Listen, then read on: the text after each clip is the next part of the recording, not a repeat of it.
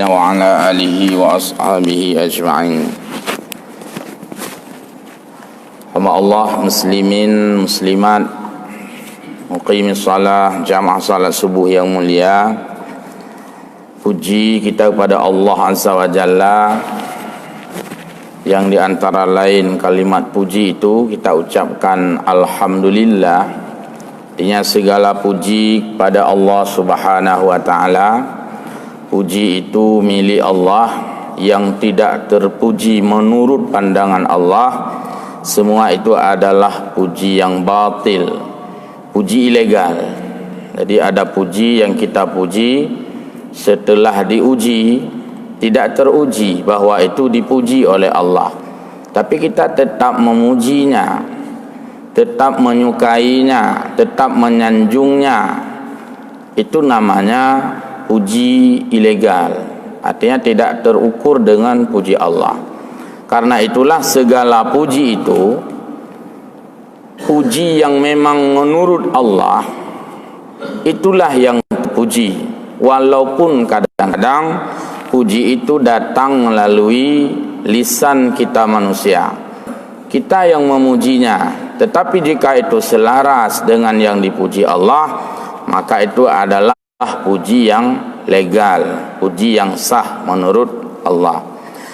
Pada Rasulullah sallallahu alaihi wasallam kita sampaikan salat wa salama, yang salah satu salah selawat adalah yang sering kita ucapkan dengan menggunakan unsur kalimat shalla, dan dalam fi'il amar lid du'a salli, Allahumma salli, ya Allah sampaikanlah selawat ala Sayyidina Muhammad, pada Nabi Muhammad. Kita memohon kepada Allah senantiasa mencurahkan rahmatnya kepada Nabi kita. Ini adalah doa kita, dan ini sama sekali bukan backing kita, sebagaimana tuduhan dan tudingan orang-orang yang membenci Nabi. Katanya bahwa Nabi agar disayang oleh Allah, kita harus memohon kepada Allah untuk disayangi. Seolah-olah tanpa kita berselawat, seolah-olah Nabi tidak dicurahkan rahmat. Padahal hadam selawat le tanya, Allah tetap mencurahkan rahmat untuk Rasulnya yang mulia. Dan itu bukan bermakna untuk membekengi Nabi, bukan kita backing Nabi sehingga Nabi mulia. Jadi kemuliaan Rasulullah bukan kita backing sehingga harus minta, ya Allah sampaikan salah dan salam kepada Rasul kami. Seolah-olah tanpa salawat itu Nabi tidak memperoleh kemuliaan. Maka tudingan-tudingan ini mesti kita paham, dan kita harus mengkanter bahwa bukan demikian maksudnya. Hamba Allah yang berbahagia, di dalam Al-Quranul Karim surah At-Taubah ayat 57 oleh Allah menyebutkan, A'udzu billahi minasyaitonir rajim, wa minhum man 'ahadallahu la in atana min fadli lanasaddaqanna wa lanakunanna minas salihin. Di dalam kitab Ibnu Katsir, di dalam kitab Sawi, tafsir Sawi, ayat ini disebutkan berkaitan dengan asbabun nuzul yang sering kita dengar dengan kisah Abu Sa'labah. Walaupun sebahagian menganggap itu dipertentangkan dengan kisah itu, artinya apakah ayat ini ada kaitannya dengan kisah itu, tapi di dalam tafsir Ibnu Katsir disebutkan ayat ini turun berkaitan dengan kisah Sa'labah yang oleh kita sangat familiar mendengar legendaris kisah Sa'labah. Sa'labah ketika miskin sukses, ketika kaya gagal. Sa'labah ketika mufeh-feh hana sapuna taat, ketika kaya menjadi ingkar.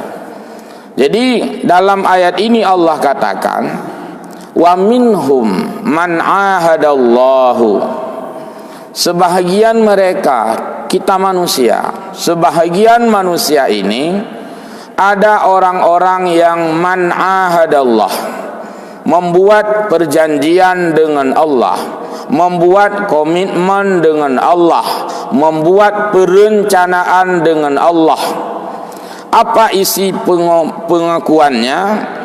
La in atana min fadli, sekiranya Allah, seandainya Allah, jika saja Allah memberikan kami kelebihan. Orang-orang kaya yang hari ini membuat komitmennya sebelum kaya, berarti ketika miskin, ya Allah, hari ini saya miskin, maka tidak bisa bersedekah. Andainya saya kaya, puyangna lungju. Ini konten daripada perjanjian itu. Dan inilah yang dijanjikan oleh Sa'labah. Ketika Sa'labah mendekati Rasulullah untuk memohon kiranya Rasulullah mendoakannya menjadi orang kaya. Miskin-miskin kita hari ini tidak ada semiskin Abu Sa'labah. Anak-anak ukuran, artinya termiskin di dunia. Kalau ada didengar lagu aku termiskin di dunia, itu yang benar adalah Sa'labah itu. Ukurannya Sa'labah itu mesti setelah salat seperti ini harus pulang, buru-buru pulang terus ke rumah. Sehingga ditanya oleh sahabat yang lain, Sa'labah, mandi sembahyang mubruh nubudah, padahal engkau rajin salat, bahkan mubruh nubudah. Ya, kalau mubruhnya berarti hendak piuh sepuli, langsung dia. Banyak ketahuan Sa'labah bukan tidak senang berzikir setelah salat. Sa'labah bukan malas berlama-lama dalam masjid. Sa'labah memang harus pulang. Kenapa Sa'labah harus pulang ke rumah? Rupanya pakaian yang dia pakai harus dia copot sementara, harus dia buka, supaya pakaian itu dipakai untuk istri, gantian pakai. Ukuran ijazah fikre untuk berdua. Itanya hana, gatsin katanya hana. Malah hanlot mari baje hirodor, tak cukup tempat kita untuk menyimpan begitu banyak sandang hari ini. Jadi beginilah gambaran miskinnya Sa'labah, tetapi Sa'labah sukses, Sa'labah selalu berhasil, Sa'labah selalu dekat dengan masjid, dekat dengan Rasulullah. Kemudian satu saat Sa'labah mendatangi Nabi, meminta didoakan supaya dia memperoleh harta. Ya Rasulullah, nyosang lagi-lagi hana canli taudib sang. Maka Rasulullah menanyakan, hai putra yang hana can, sembahyang bereh, ibadat bereh, yang hana can nyanpu, sang kameri hawa tidak lagi orang lain sang kapayah na modal. Lalu Sa'labah mencurahkan perasaannya kepada Nabi agar dia didoakan menjadi orang yang punya sedikit material, dalam hal ini adalah kambing. Padahal Rasulullah sudah mengatakan, oh nyan be sana bah nyan bah timang liur lain, nyan mungkin nyogtanya mahasi kenara. Rasulullah man bayangkan Rasulullah ino hana sapuna nyodum taat lu, man menyona kiban kelom. Nah inilah ayat ini. Wa minhum man ahadallahu la in atanahu min fadli. Mereka berjanji sekiranya ada kemudahan yang diberi Allah, lanasaddaqanna. Sa'labah begitu kepingin menjadi orang dermawan, as-sakha, orang murah. Hawa tanuk sedekah, hawa tanuk dermawan lagi gop dermawan. Tapi hana sapuna ya Rasulullah. Tapi sang menyona harta sang abeh julung sedekah. Begitulah Rasulullah sudah membaca keadaan yang akan terjadi. Hai Sa'labah, nya menyogop home lah. Tapi nyong ketanya nya hidup timangan. Rasulullah tahu yang akan terjadi. Inilah yang sering saya katakan, min khalfihi ka amami ru'yatun sabatan. Rasul tahu yang terjadi di belakang, apa yang dilakukan oleh Sa'labah, dan Rasul akan tahu apa yang terjadi setelah nanti memperoleh kambing. Karena Rasulullah tahu yang terjadi ke depan. Hai Sa'labah, nya naib timang tu, han gedengar tut Sa'labah. Hang dengar tutur untuk tut dan tutur untuk hang dengar. Maka Rasulullah mendoakan supaya ini menjadi pelajaran bagi kita. Rasulullah mendoakan dan doa Rasul diterima oleh Allah Subhanahu wa taala. Sa'labah diberikan kambing oleh Allah Subhanahu wa taala sebagai modal kehidupan, dan Sa'labah pelan-pelan menjadi seorang yang memiliki harta semakin hari semakin banyak, tetapi sayang tidak memiliki perbandingan yang seimbang. Siurom tamah kameng, siuro jauh masjid. Siurom tamah kameng, siurom jauh masjid. Yang mula-mula adalah Sa'labah meninggalkan rutinitas jamaah, kemudian pelan-pelan meninggalkan salat Jumat, pelan-pelan sampai pada tahap tidak punya waktu ke masjid. Ini namanya sukses di waktu miskin, tetapi gagal di waktu kaya. Kemudian ketika saatnya Sa'labah memiliki kambing, tentu saja kena pungutan zakat di dalam Islam, dan Sa'labah menjadi orang yang sangat angkuh, memungkiri bahkan membantah kalau rezekinya itu adalah hasil daripada doa Rasulullah. Bahkan doa Rasulullah sudah melupakan, bahkan dia melupakan miskin. Dan ketika zakat dipungut, khudh min amwalihim sadaqatan, maka Sa'labah mengeluarkan statement yang menyombongkan diri. Ketika zakat dipungut, Sa'labah mengatakan, "Saya kala harta tanya le that pu kala ke." Macam dum yang hana menturi ka menturi. Yang hana mentatu sah ka siara dum saya kaya tanya si kala pu urang dia. Beginilah keangkuhan Sa'labah. Maka ayat ini turun. Ini dalam versi tafsir Sawi.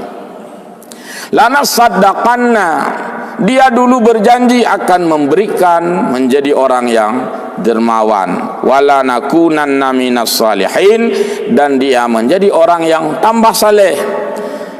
Karena ketika Rasul mengingatkan, hai Sa'labah, hai kaptimang kameng trut. Apa aja Sa'labah? Rasulullah, tamu sedekah boleh le. Hai Sa'labah, trut kata hana saleh le, hana derma ibadat le. As-salihin lebih saleh lam, lebih haya lam. Seolah piluh hana dengar. Seolah keun le Sa'labah. Nyohan patih ne eun trut. Bahasa katanya. Hai pun tak si hana je patih. Maka oleh karena itu, falamma atahum min fadli, ketika Allah memberikan keutamaan, memberikan rezeki, memberikan materi sebagai rezeki dari Allah, bakhilu bihi, maka dia, bukan hanya Sa'labah tapi juga semua orang yang berkaitan dengan sifat ini, bakhilu bihi, lalu dia menjadi orang yang pelit. Mungkin ini yang orang-orang kita sering mengatakan, saya kaya kakrit. Kenang ayatnya, saya kaya kakrit. Maka orang kaya itu salah satu sifat yang tidak baik adalah bakhil. Bahasa agama bakhil adalah pelit, mengeluarkan pada yang hukuk. Kemarin sudah kita ngaji tafsir. Enggan mengeluarkan pada yang hak, pada yang wajib, pada yang mesti seperti zakat. Sa'labah tidak mau mengeluarkan zakat, maka Sa'labah itu bersifat bakhil, yaitu bakhilu bih. Maka orang kaya yang paling baik adalah orang kaya yang murah, yang dengan kekayaannya bisa dinikmati oleh orang lain. orang kaya dermawan, maka orang kaya lebih duluan masuk syurga kalau dengan kayanya itu murah. Orang kaya bisa terlambat masuk syurga bisa dengan kayanya itu bakhil. Orang miskin juga seperti itu. Orang miskin bisa duluan masuk syurga kalau dengan dia miskin dekat dengan Allah. Orang miskin juga bisa terlambat masuk neraka, akan timang kasihan mentang kalau orang miskin itu tidak taat kepada Allah. Jadi orang miskin juga jangan bangga dengan kemiskinannya. Tanya kok beres, memang orang miskinnya depu beres, hypo beres masa putar. Jadi miskin dengan ketaatan itu nilai positif. Tapi miskin dengan kemungkaran dua negatif. Pertama miskin negatif, kedua mungkar juga negatif. Jadi tugas orang miskin kan tu iri ke orang kaya. Baiklah tengok lagi masa jamun-jamun. Taika kaya gop napu saja takut usaha bahan motor gop menang kira-kira. Ya cuu gaknya dan sebagainya. Kacau juga dia ada orang kaya. Dan sang orang kayanya untuk cucu dia gop. Ini juga sikap perilaku yang salah. Jadi ayat ini Allah menyebutkan orang-orang yang berjanji itu maka dia akan bakhilu. Ayat ini secara tekstual yang tertulis berkaitan dengan seolah-olah materi saja. Padahal bukan materi saja. Semua orang miskin adik mekaya lung panena cukup pah nya orang miskin. Orang lemah menandit nyonah karena lemah lu lu ibadat. Tapi sang kira tega badan ukan ku pegah-pegah. Menanti berjanji leh tega gam empang gero. Yang ibadat nanti menang kira-kira. Rakyat tanya rakyat. Public society, masyarakat biasa, komunitas. Nyo karena rakyat dengan kekuatan. Tapi sang kira aja pejabat, oh kan ku pegah-pegah, mandu kuatu ilu. Itu kalau istilahnya dari segi kekuatan. Orang bodoh. Nyo nak karena bangai ku tagah aku tolong beget. Tadi mencara aku panena mandu ku berehero aku. Teh cara tanding aku sih. Nah, inilah bakhilubi. Artinya manusia itu berjanji berbuat baik kepada Allah, tetapi ketika Allah memberikan apa yang Allah berikan kepadanya, dia memungkiri atau memboikot apa yang ia janji. Wahum mu'ridun. Ini sebagai bukti bahwa manusia itu berpaling. Wahum mu'ridun, dan mereka yang berjanji itu tadi mu'ridun, berpaling. Ya bahasa Aceh pah ne namu tinggal itan lian puak kai bega. Inilah wahum mu'ridun. Jadi Allah menyampaikan ayat ini walaupun dalam tafsir Sawi disebutkan berkaitan dengan asbabun nuzul Abu Sa'labah, tapi kita bukan hanya untuk mengingat Sa'labah. Yang jauh perlu kita ingat adalah adakah aku seperti Sa'labah? Yang perlu. Jadi kan hanya ingat-ingat kisah Sa'labah mentang tentang hidup salahnya mak Sa'labah. Padahal Sa'labah itu sampel contoh barang yang oleh Allah mengangkatnya. Contoh barangnya kan contoh barang. Nah, jadi bukan kita mengingat Sa'labah, tapi kita ingin supaya tidak menjadi Sa'labahisme. Artinya orang yang berperilaku Sa'labah. Fa'aqabahum nifaqam fi qulubihim. Lalu orang-orang yang mengingkari janjinya itu seperti yang kita contohkan di atas, Allah memberikan kepadanya adalah kemunafikan, sifat munafik. Kenapa menjadi munafik? Karena mengingkari apa yang ia janjikan itu. Maka kalau kita sering mengingkari apa yang kita utarakan kepada orang lain, lalu tidak kita realisasikan, tidak kita berbuat sesuai dengan apa yang kita lakukan, sesuai apa yang kita komitmenkan, orang-orang kan hanya Allah. Adik urung pianggap nah je tanggung perute munafik menembak pegah kan le tu. Ini memang ayat Allah, memang sudah dicap oleh Allah sebagai orang-orang munafik. Hamba Allah jamaah yang mulia, ila yaumil qiyamah. Jadi orang-orang munafik ini adalah sudah tertanam di dalam hati mereka, fi qulubihim ila yaumil yaumi yalqaunahu bima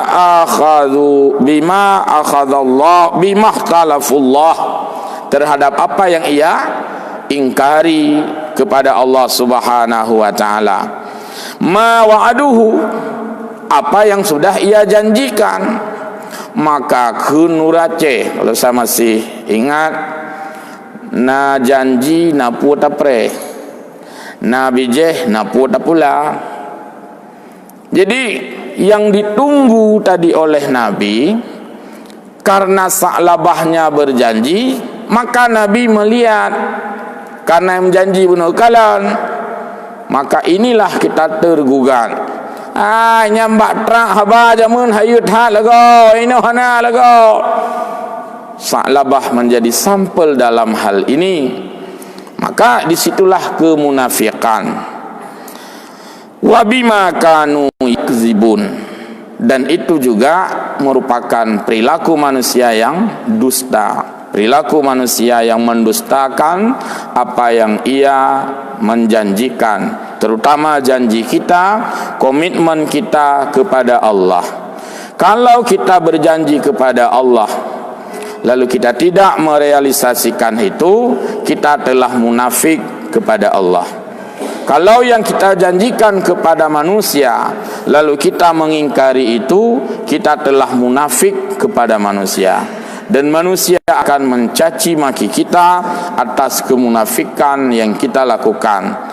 Intinya adalah ayat ini sebagai peringatan Allah agar kita tidak menjadi orang-orang yang munafik dengan apa yang Allah berikan ini. Walaupun kita tidak datang kepada seseorang untuk kita suruh doakan, hanya doa tak belum berkaya, tetapi yang sudah Allah berikan ini semuanya juga dari Allah, bukan dari siapa-siapa, maka kiranya kita terhindar dari sifat kemunafikan yang telah diperagakan, yang telah dicontohkan di dalam kisah Sa'labah itu sendiri, yang hari ini sampai anak-anak kita pun mestinya tahu sebagai peristiwa yang sangat legendaris dan momentum yang tidak terlupakan. Demikian penjelasan singkat ayat ini. Mudah-mudahan ada manfaat dan Allah berkenan membimbing kita, menjauhkan kita dari sifat kemunafikan. Jika hari ini kita sehat, kita pergunakan sehat untuk beribadah. Jika hari ini kita kuat, kita gunakan kekuatan untuk ibadah. Jika kita hari ini punya kekuasaan, kita gunakan kekuasaan untuk beribadah. Jika hari ini kita punya waras, kita belum sinting, kita belum stres, kita gunakanlah kewarasan itu untuk beribadah. Hari ini kita masih muda, kita gunakan muda untuk beribadah. Hari ini kita di usia tua, masih hidup, belum meninggal, juga kita gunakan kesempatan itu untuk beribadah. Dan jika kita kaya, kita gunakan kaya itu pun untuk ibadah, agar terhindar dari perilaku Sa'labah di dalam cerita itu. Amin ya rabbal alamin. Mohon maaf, wallahul muwaffiq ila aqwamit thariq. Wassalamu alaikum warahmatullahi wabarakatuh.